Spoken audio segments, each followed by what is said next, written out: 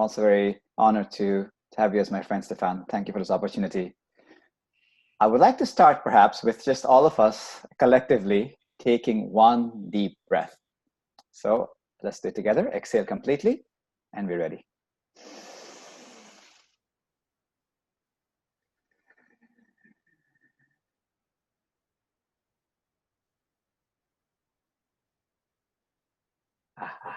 Much better. So now we're officially co-inspiring or conspiring together. So, in the subject of leadership, when I think of a leader, the first person that actually comes to my mind is this gentleman I met called Yam. And I just want to give you a little context behind Yam. About 6 years ago, four cousins of mine, we all decided to go to Nepal and trek the Himalayas. So there's me from Montreal, there's another cousin from London, England, another one from Chicago, States, another one from India, Assam. And we all decided to meet in Kathmandu, completely spontaneously, ad hoc, take the bus ride to Pokhara, and then figure out a way to trek the Himalayas. And, when we asked around, we got there, we realized we need a Sherpa. These are very experienced climbers. And we didn't plan one in advance. We just showed up there and asked around, and everybody said, Yam's the man. You've got to go with Yam. All the roads point to this man called Yam. And it was like a treasure hunt. We had to find this guy Yam because he had officially retired. And Yam is this beautiful, soulful Nepalese Sherpa.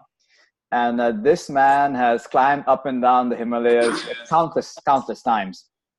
And I must say, in the 2 or so weeks that we spent with him, it was worthy of like a university's master's degree on leadership. What this man taught about how to lead in an effortless way, it inspires me to this day.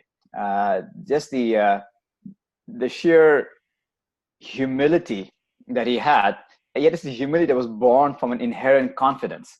I mean, this man has climbed up and down these trails so many times, and yet he was such a good listener. He really gave us all an equal voice, and we came up with an idea, and he really considered it, knowing fully well the idea will not work. He's done it so many times, but yet he considered it, and he kind of explained with us how things work, how this path might have an avalanche, and how this bridge might be broken, and how that terrain is actually covered now with the forest. It's just, without demanding, he was able to command our respect, and we did everything we could do to follow him, and we held him in such high regard without him even having to force a single issue.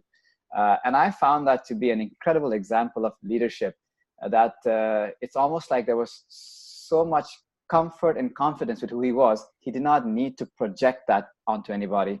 So a lot of what I'll share with you is actually very much inspired by this old Nepalese Sherpa in the Himalayan mountain, who is right now probably leading another group up along the Annapurna Sanctuary Trail, which is an absolutely beautiful trip. I wish it for you in your life. If you're able to travel to Nepal and go hike the Himalayas, it's a profound life experience. There are lots of lessons to be learned on trekking a magnificent mountain like that. Now, the idea of leadership, I wanted to kind of start with the concept of confidence. There's a superficial hubris, which is sometimes, just very much on your face, where it's really not really confidence. It's much more like a thinly disguised fear or lack of control, or that's showing up as confidence, which is much more bravado, and there's arrogance to it. Yet the confidence I'm pointing to is really just imbibed in humility, confidence that really has nothing to prove, no horse in the race in that sense. And seeing examples of this, it's deeply inspiring in that it does not demand respect. It just lends itself to respect. I guess to put a little context around everything I'll share with you in our time together, I want to kind of suggest that I'm just kind of sharing with you some insights I've had along the way. Nothing is really a prescription. There is nothing to say that this is right, this is wrong. I have no grasp on truth any more than anybody else. It's just a description of things I may have experienced so far that I found to be of value, that I hope you find to be of value as well. So please accept it in kind, much more of a description of what the inner game of leadership might point to than a prescription of what it is. So, so having said that, I one of the things about leadership is how we are arriving into leadership. Um, I mean, to put a broader context to it, we are all leading something. So there's nobody who is excluded from this. Even my little baby who's 1 year old is leading her body. We are leading perhaps a family or a small group or maybe a tennis league, or we are all leading something, or maybe a company of thousands. If nothing else, we are leading this body mind entity we call I. So this subject is very dear to me because it really points to how we keep our house inside might reflect on how we keep our house outside. So hence the inner game of leadership. If the environment inside is chaotic, if the environment inside is full of hurt and pain and dis-ease, and you wish to run a peaceful, thriving organization, there's obviously a discongruency there. So here's how some of the concepts of the insights behind the inner game has kind of helped me in my life. First of all, a subject that is very close to me, as life has taught me, is the subject of practice. And practice is something that I think we all understand, that what we practice, we become good at. If you practice something over and over and over again, year after year, decade after decade, you're bound to become really good at it. So the question then becomes, what is worthy of practicing? Or to put it another way, what are we practicing right now every day? Right now, you're practicing listening. And if you keep practicing listening, you become really good at it. You're also practicing, most of you are sitting down, you're also practicing holding the body in a certain way. And if you keep practicing this, you'll become very good at holding the body in that particular way and very bad at holding the body in any other way. So you see your body might sort of get encrusted into that seated shape. You're becoming very good at sitting, So this is the idea of what is worthy of practicing as a leader to keep our own inner house clean. Now, one obvious thing, and this is why I really value yoga very much, because yoga is a little bit different from sports, for example, and other fitness things, which I'm a huge fan of. I love sports and I love fitness. The dimension that yoga brings into it, it really moves the body in almost every possible conceivable way. So when you practice moving your body in that way, in so many different ways, you end up becoming very good at it, and it keeps the body very dexterous, very versatile, and it just allows for a pain-free, effortless body, so that the body is not a concern anymore that gets in the way of meaningful leadership. That's one thing I find worthy of practicing, the actual physical practice of yoga. Then there's also the concept of what we're doing right now. There's a practice that we're doing right now. This is what's called in yoga Sangha. Sangha means placing yourself in a company of uplifting thoughts and vibrations and ideas and insights. So this is a very worthy practice. I often joke around that I consider myself a collector of cool people. And by cool, I mean people that really inspire me in some way. I literally collect them like a stamp collector. It could be anything. And that's how I kind of keep my Sangha. And this is people like Stefan, people who I know intimately and personally, and also people around the world. We've never had it this good. Anybody that inspires you, you can just dial them up on YouTube, and there they are, or whatever other platform there might be. So to practice being in uplifting company, I find is a very good way to keep this house clean, and to to create a leader that's not sort of in a state of contraction, of heaviness, and of fear, and so on, which we'll cover very soon. And the final practical points. So some of you might have a very short amount of time, so I just want to cover the practical points. The final practice I find that is really worthy of having a rich life experience and being a meaningful leader would be mindfulness or meditation. So I just wanted to spend a little bit of time on what that might be pointing to and why that might be relevant for leading. So there's a story I quite often say that that kind of opens the door to what mindfulness might be pointing to, at least one aspect of it. And it's a story that's borrowed from the Sufi tradition. And in Sufism, they have this person called Mullah Nasruddin. And he's a very simple guy with very, very simple stories, but in that, there are sometimes some very hidden, profound insights. So in this particular story, Nasruddin was outside his house one fine morning, and he was searching frantically and looking very concerned. His friend comes by and says, Nasruddin, what's the matter? What's going on? Nasruddin says, my keys, I lost my keys. So his friend, out of compassion, also jumps in and starts helping out. And they're looking through all the dust and the leaves and the rubbles and the bushes and so on. Other people join the search. 1 hour goes by, 2 hours go by, and finally, this one man stands up and says, Nasruddin, we've been out here now for 2 hours. No sign of your keys. Where did you lose your keys? And Nasruddin says, I lost my keys inside the house. And all the people looked at him like he was a mad person, completely bewildered, saying, what madness? Why are we looking for your keys outside the house if you lost the keys inside the house? And Nasruddin responded, well, it's very dark inside my house. It's very hard to search. There's much more light outside. It's easier to search outside, And I find the story very, very insightful because very often in life, when things jam up, we look for the solution outside of what we can see, because there's more light. But the actual key might be inside this house, this mind-body structure we call I, this I house, but it's often very dark in there, So the whole art and science of mindfulness practice is to bring some light into this house so that we can see much better what's going on. And just in that seeing, we might reveal some very, very valuable and helpful keys. So in that way, mindfulness practice would be considered a science of self-awareness. And that self-awareness to me has been deeply, deeply revealing, because for so much of my life, I was taught to gather information from the external world. All the lights, colors, shapes, sounds, taste, touch, feel, scent, etc.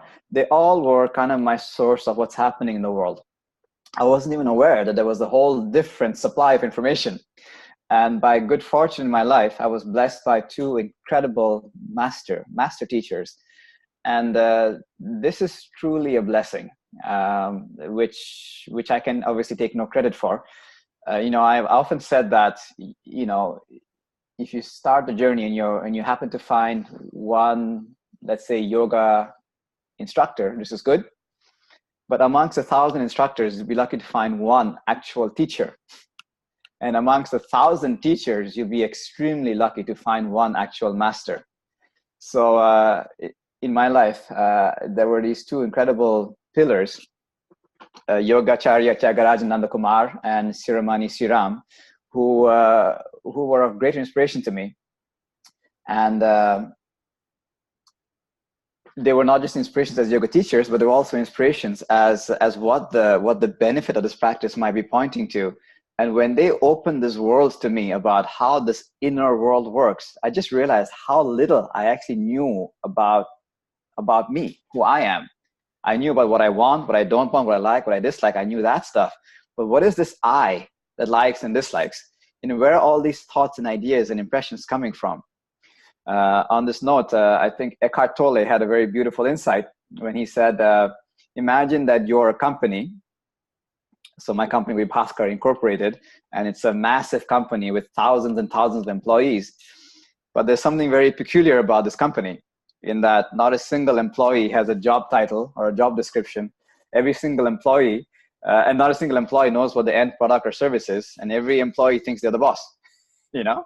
So what kind of company would this be? It's a mad company.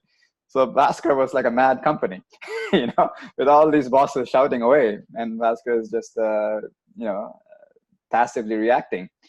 So mindfulness practice kind of gives you an insight into what's actually happening in the inner dimension. So we have the external information and we have the internal information. And this, to me, is the definition of integrity. You know, we very often talk about leaders having integrity. What is integrity? The way I understand it, I'm not a linguist, so I've not checked the dictionary, but the way I understand it, integrity has the same root as the word integer, which means a whole number. It's a whole number. So someone with integrity is someone who takes the whole into account. And the whole into account is not just what's happening externally in their experience, but also what's happening internally. So someone who can take both into account and respond accordingly, to me, is someone who's working from the integrity. So somehow this mindfulness practice actually leads to a leader with integrity. There's so much happening inside his mind body structure that I was just not aware of. There's so much of what I was doing, I felt I was doing it because the right thing to do, yet time in silence and in practice has revealed that I was essentially just reacting to habit patterns that were manifesting as body sensations. So this is a very humbling, undiplomatic, yet very, very helpful insight to realize that so much of my life has been just reacting to essentially two kinds of sensations. And I believe John Lennon said it best, that we're just kind of acting out of two places, either fear or love. And now fear and love, they're not just ideas. They're literally visceral physical sensations, not just mere concepts, which I'm beginning to understand. The sensation of love and all the hues of love, like kindness, compassion, generosity, patience, etc., they all have a feeling of lightness, expansion, openness as a physical sensation. And conversely, when we're acting out of a place of fear, they all have a physical sensation of contraction, of tightness, of heaviness, and all the hues of fear: anger, frustration, irritability, depression, and so on and so forth. So that's kind of the game. That's the inner game that's taking place all the time. So I think step one is to be interested in this, to be even vaguely or somehow interested in this. Because if we're not at the least bit curious, you know, and the curiosity cannot be at the level of intellectual curiosity or some emotional, devotional curiosity. The curiosity, to me, if one is blessed or somehow open to having an experiential curiosity, this has profound value. To be experientially curious about what is this mind-body structure I call I, and why does it want and not want, like and dislike, suffer and enjoy pleasure. So that sort of sensitivity, I call it self-interest, not selfishness, which is very different, which is much more of a psychotic condition. But self-interest, I find, is a very important starting point for every leader. And this is difficult because most leaders, you know, especially the ones that are sort of in the busyness of it all, when the wheel is spinning very fast, there seems to be no time to understand you know, it just goes so fast. So to slow down and to be interested in I usually happens in one of few ways. One way is perhaps a sangha like this, an inspiring gathering like this, piques the curiosity. I hope that's the best way. The second way is a much more sort of abrupt way, when something breaks down, you know. And I've seen this so many times. For the last 16 years, I've been working with entrepreneurs, industrialists, business leaders, and so on. And unfortunately, something had to break down for a realization to take place.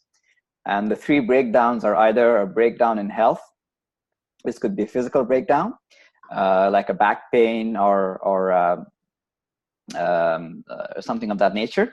It could be a psychological breakdown, which could be insomnia or depression or burnout. There is sometimes a breakdown in relationships. I've spoken with so many like top level industrialists who have sort of come into the twilight of their lives. And I asked them, when they bend back on their life, the one thing they say is that I wish I spent more time with my loved ones. So there's a breakdown in relationship that took place. Or it could be a breakdown in the actual career itself. There's so many people who, if you cut their skin, they will bleed the colors of their company. They're so invested into the role and the title, and when that breaks down, it's a tremendous shock. So sometimes it's a shock that suddenly points back to this question: okay, so who am I without this relationship, without this title, and without this health? And Stefan knows that I've been in the condition where my health was very literally on life support. So sometimes those kind of experiences start to allow us to be more curious about what is this life experience, and to come up with some more subtle realizations that are based on perspective. And that shift in perspective would be, I think, one of the most valuable things for leaders to experience. We get so invested in the whirlpool of whatever that goal or mission might be, that we lose sight of the fact, the real experiential understanding that we come into this life empty-handed, we leave this life empty-handed, and what we have in the middle is really a bunch of experiences. And a successful life might be a life that has had some positive, helpful, joyful experiences. That's kind of the game, And if you have not had that, no matter what you've achieved, it's you can't take it with you. So this idea of perspective, I think, is also a very valuable thing for a leader to be cognizant of. And Stefan knows that I love stories, and there's this beautiful story on perspective that I'd love to share with you. It might actually be a true story. It's a story of Alexander the Great. So back in the day, Alexander the Great, he died young in his 30s, I believe. But in his time, he was the ruler of half the known world. He was quite the ruler. And apparently he entered into India, and he heard about these yogis in India. And he was curious about yogis. And the story goes, he actually befriended a yogi, and they became close. So one day, this yogi and Alexander were walking together and having a conversation. And the yogi asks Alexander the question: Alexander, say you were very thirsty, very, very thirsty, parched, and I had a glass of water with me, a glass of water. What would you give me for that glass of water? Alexander considered his friend's question very sincerely, and he said, my goodness, if I'm that thirsty, so thirsty, and you have a glass of water, I would probably give you half my kingdom for that glass of water. The yogi looked at him and said, well, I will not sell. What do you mean? He says, well, if you're willing to give me this half your kingdom for a glass of water so easily, I'll just wait. In just a matter of time, you'll give me a whole kingdom. And Alexander said, yes, perhaps you're right. Perhaps you're right. Maybe if I was that thirsty and you had a glass of water, I might give you my whole kingdom for this glass of water. So the yogi said, why are you going around conquering and fighting, doing all this stuff just for a glass of water? So there's a funny little story about perspective. When we really slow it down, we realize that there might be some other things that are equally valuable in adding to the richness of this life experience. So that's another subject I want to bring out. Sometimes we can lose perspective, as they say, we can lose the forest for the trees. And to me, a conscious leader is someone that's also aware of the bigger picture. It's almost like being in it, but not of it. So you're totally in it, very sincere, very involved. There's a part of you that's also aware of the bigger picture at play, what's called the Tao, or the life force, or the cosmic movement that we're all really a part of, whether we believe it or not. It's like gravity. Whether you believe it or not, doesn't matter. It's still working. So similarly, I think life has definitely taught me that there's a lot more happening in Bhaskar that is far beyond this tiny brain. And and when we step back and kind of watch that, so there is like an observer perspective to the story.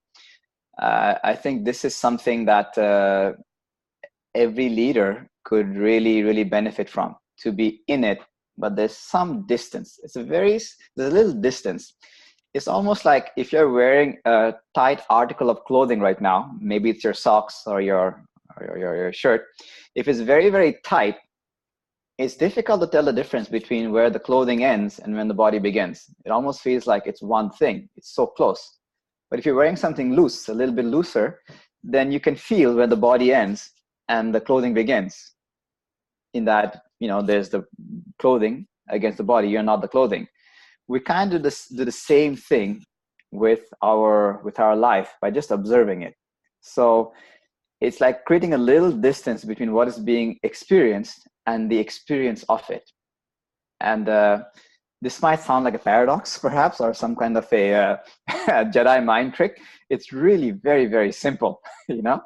It's just being aware. So to put it another way, it is literally doing nothing. So I guess I go around showing people how to do nothing. That's how I make a living. So doing nothing. So this means fundamentally to have the body in a stable and comfortable position. And this might sound simple, yet it's actually very problematic. Anybody who's ever tried it will know exactly what I'm pointing to. To sit still is actually very difficult. I've actually worked with like top level athletes, like chiseled, not an inch of fat on them. And the hardest thing they can do is sit down for 10 minutes without twitching and moving around because their body's hurting.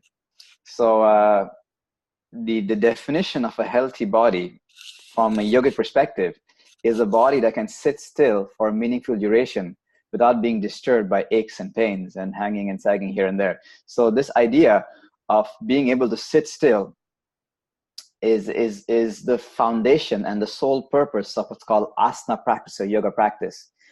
And when you move the body in the various ways, giving you this various range of movements, it facilitates the ability to be still, at least physically. So say that we have moved the body, prepared enough to be able to be still for a meaningful duration. The next thing, of course, is the mind. How do you still the mind? It's a very simple exercise. You just try to sit down for 2 minutes and you'll know exactly what I mean. The mind jumps so much and so fast with so many various thoughts. This is a quote from almost 3,000 years ago when this ancient warrior said, "Turbulent is the mind, restless and unyielding it is. Easier would it be if you asked me to control the wind." So it's as true 3,000 years ago as it is right now. So how can you actually do nothing? Because there's also this chattering going on, constant chattering going on, and it's constant entertaining of chattering going on. So these ancient yoga masters realized that our breath and our body and our mind are very related. They're almost like manifestations of the same thing. So if there's any tension in the body, it makes the breath a little bit tense. If there's any tension in the mind, it makes the breath loses its normalcy, shallow, erratic, jagged, and so on. So conversely, once you master your breath, you actually master how your body and your mind perceive reality. So when you can calm down your breathing, you can actually calm down your body and your mind. And this is the practice of what's called pranayama. So to regulate your breathing. And, when we talk about what mindfulness or meditation actually is, it's difficult to point to it because it's beyond words. But one way to conceive of it, those who sit still for a meaningful time, if you're absolutely still, if your body is still and your mind is still, you'll notice that your breath almost disappears. It's like a very thinnest of breaths because the body and mind are very still. So one way to see meditation in its true essence is like the space between the breaths, when it's just stillness. So the practice is really mastery of the breath is one way to look at it. And this is a wonderful tool for all the leaders to get their handle on, because it's very simple. It's as good for a beginner as it is for an advanced master, and it helps. There's a story about this young Japanese engineer. Much later in his life, he was asked, how do you make your decisions? And the engineer replied, well, I just sit down and I observe my breath, and I consider one possibility, and then I consider the other possibility, and in whichever one I'm breathing better, that's the one I choose. And he is the founder of Mitsubishi. So he did very well just using this as a leading principle. Wherever you're breathing better is most likely the direction to go. So the self-interest, this is a good starting point for self-interest, to be interested in how this body, breath, and mind are perceiving reality, even if it's just to regulate it, so that we don't we're not in a constant reactive mode. I think anybody who's lived a particular kind of life knows exactly what I'm pointing to. It's when you're only in a reactive mode of putting out fires or reacting to other people's emotions. This practice has a way of developing two beautiful qualities that are very worthy of a conscious leader. And one quality is called awareness, the actual awareness itself, which is more full-on collection of data of what's going on. This is very simple to understand. The more you can sort of collect information of what's happening internally and externally, the more information you have, and the more information you have, the more options we have in how to respond. So this is a very simple take on awareness. And there's something called right awareness. Right awareness is an awareness that is not disturbed by what's called craving and aversion, or wanting and not wanting. So there's just a full-on presence. And I go back to the story of Yam, the Nepalese Sherpa. And this is really a quality that he imbibed. There was just this pure presence when he really had nothing to prove, no real ambition, no horse in the race. He was just there in full service for what is arising. And not good or bad, right or wrong, just an isness and a response that comes spontaneously from that. This state of excellence, what's now being called the flow state, is something that the ancients have known for a very, very long time. It's just something that arises spontaneously from right awareness. There's a little anecdote about a Zen master who was in an archery competition. He was watching the previous champion underperforming and missing the target. And the Zen master made the observation, his need to win drains him of his power. His need to win drains him of his power. This again is a profound insight for leaders. Your need to win might be draining you of your power.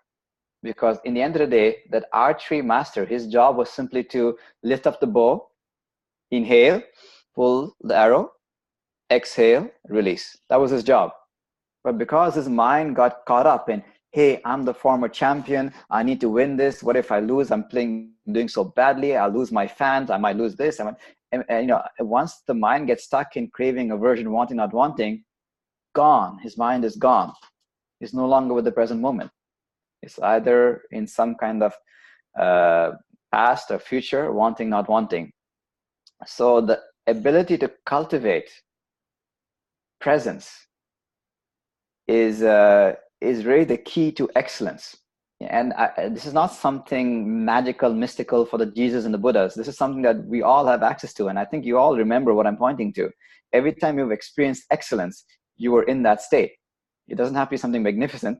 It could be, maybe you're speaking to thousands of people, or it could be when you're cooking your meal or working in your garden or playing with your children. When you're like totally present, there's this spontaneous, almost genius that's flowing out in that moment. It's Michael Jordan that just can't miss, or it's Tiger Woods, or whoever it might be, Roger Federer. When they're in the zone, there really is no Michael Jordan, Federer. There's just a pure experiencing of presence. If this person is thinking about what if I win, what if I lose, what happened last time, what the score is, this is jamming it up. So from a leader's perspective, if you're in a state of mind that is, what if I lose this contract? What if I lose this client? What if I don't make my quarterly profits? If you're in this what if state, it's draining you of your power to be excellent. So right awareness cultivates a condition when you're full on present. And the best we can give any situation, be it personal or professional, is our full on present, which is why I love this word present. It's literally a gift. It's a present. It's the best gift you can give anybody. So that's one quality that is very valuable for the inner game of leadership. The second quality is called equanimity. Now, this word equanimity it's a strange word. It's not used in common vernacular, so it might not be familiar to many people. I also discovered it. It basically points to a condition when of a mind that does not get disturbed easily. An equanimous mind is essentially a balanced mind. And it is not a mind that's balanced through intellectual discussion, discernment, and this sort of a thing. It is a mind that is based on experiential wisdom. And the experiential wisdom that equanimity points to is really understanding that nothing is really sticking around, that everything is constantly changing. When we really experience the ephemeral nature of things, how everything is constantly changing, suddenly we don't stick so much to it. We don't cling so much to things. So, we all know things are changing. This is not something I need to convince you about.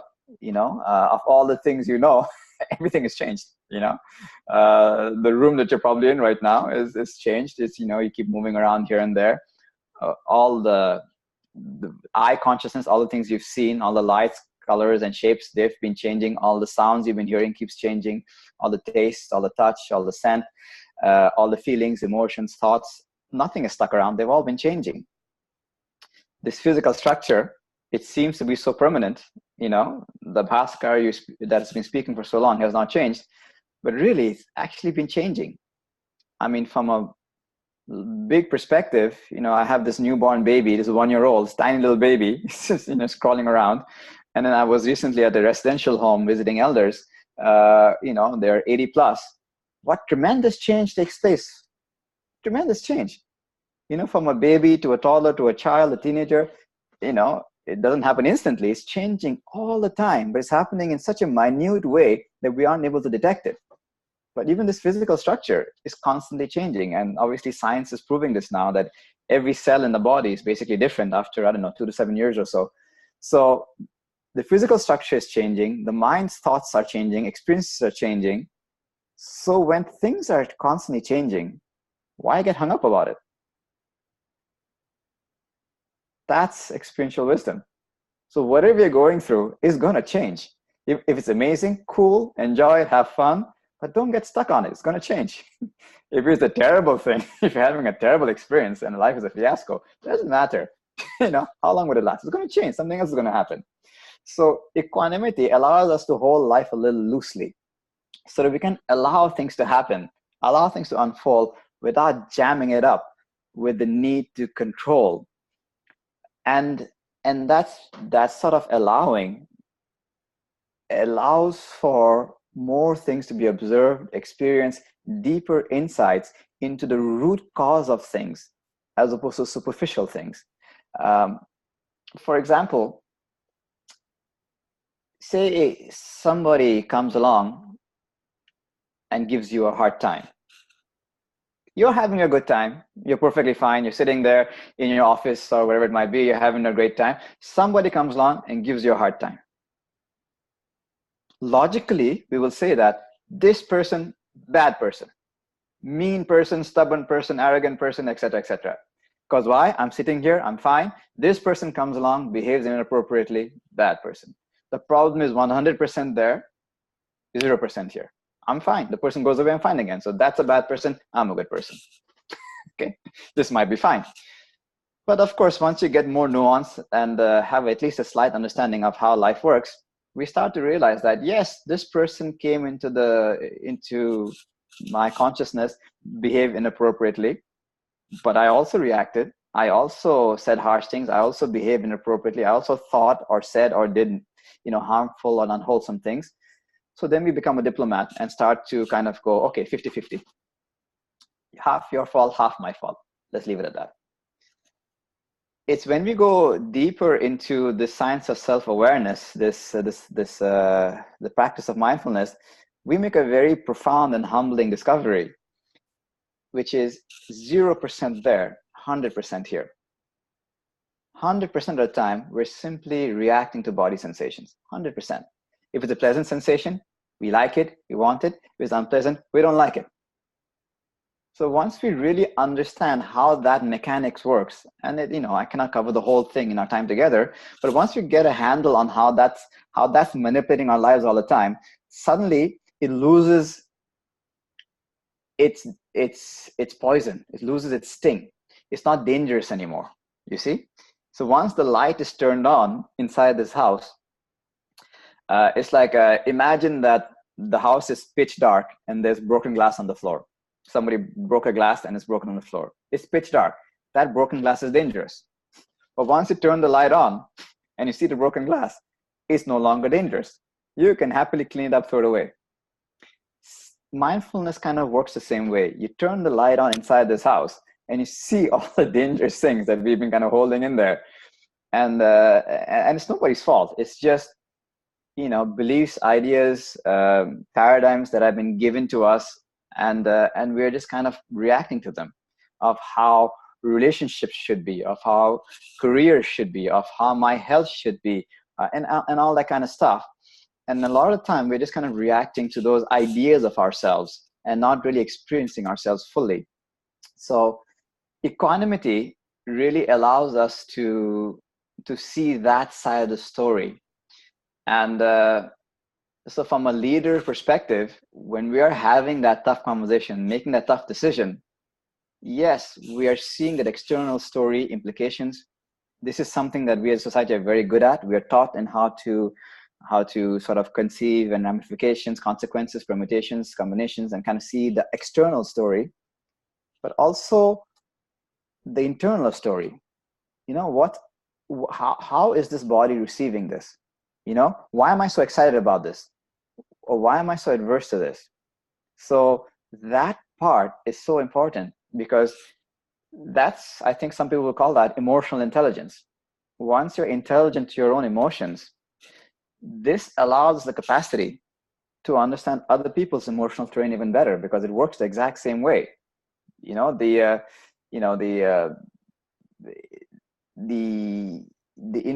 internal terrain, like if Bhaskar is angry, or Stefan is angry, or Patricia is angry, or Jackie is angry, or Buddhist anger, Christian anger, Jewish anger, American anger, Japanese anger, Chinese anger is anger. The inner terrain is the same thing. Similarly with joy, peace, kindness, happiness, we're all built the same way. So once you really understand how that's working in our body, then this lends itself to real compassion. This is real compassion. When you understand how things manifest in your body, then you can really understand how things manifest in other people's body.